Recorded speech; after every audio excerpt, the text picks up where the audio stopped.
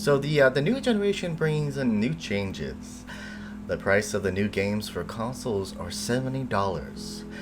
I do not know if PC games will follow suit, but that would be interesting though. I mean, I'm sure the price will go up eventually, but the problems I have are many. First off, I do not understand inflation. It's just something that exists. I get that, but aren't games already chopped up into bite-sized pieces with DLC and microtransactions? A lot of games that come out have a whole Excel spreadsheet on how to buy the game and how much you are getting. So yeah, nobody likes that. So it's just frustrating the amount of research you gotta do just to get the most bang out of your buck. As soon as I see the Ubisoft's trademark spreadsheet, I look away in fear. Nope, not gonna do it this time, you greedy corporation. Games are expensive, very expensive. For the longest time, they've had the standard $60 price tag. It was great for price for games, I should say, but lately it has been too much for me to justify it and not just waiting. A lot of AAA games come out broken. Not like funny broken, just stuff that does not work. And the money does not justify the cost at all. Now that games can be patched all the time, has given the companies a crutch to fall back on to fix things that cannot be fixed before release. Now, this is great for all of us in a way, but it seems like they are taking advantage of us and using that technique way too often to fix all of these issues. So the $60 price tag came out in the early 2000s. I couldn't get a good date on it officially, but it seems like most of the games were up in the air on how they felt the game was worth.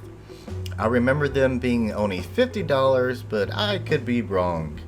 I saw in an older magazine that some SNES and NES games were more than $60 at launch. So when you look at it, this is the way games have been getting cheaper, I guess, because $40 in 1996 is $90 now.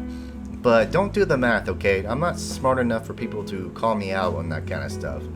So I'm not here to justify the price hike at all.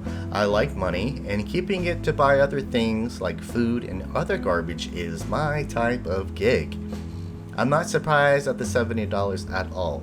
Games do cost more than ever before, but the big question I ask myself, if the game is worth it now or later.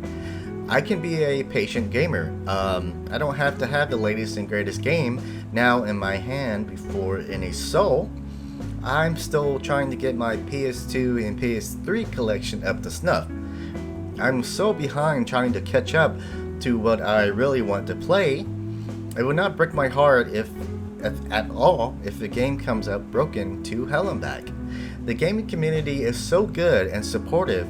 They will give away their free time to patch games. That is insane, to be able to go back to older games who have been abandoned and still have a good time. So let's wrap this up. It does not break my heart. I do understand if games go up even higher across the board throughout maybe a decade or two. The way AAA games are going nowadays, I do not want to beta test your games. I don't. I just want it to work the way you envision it. I most likely will not buy many new games anymore and focus on indie games. They are mostly cheaper and more interesting and will not be bloated with nickel and diming me. So thanks for listening me ramble on.